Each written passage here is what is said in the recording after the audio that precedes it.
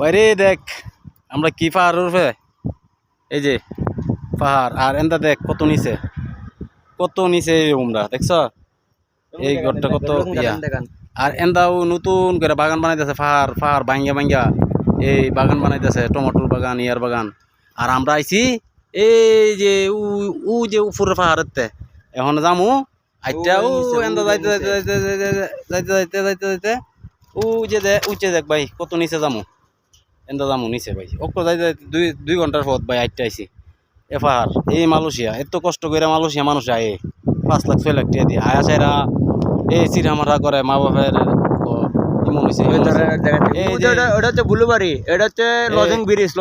কষ্ট করে যদি 6 লাখ টাকা আয়া মালয়েশিয়া আয়া কি লাভ, এর চেয়ে বেলা সৌদি কুয়েত যাক গিয়া মানুষের শান্তি দিতে হোক, কিন্তু মালয়েশিয়া আইলে লাইফ শেষ,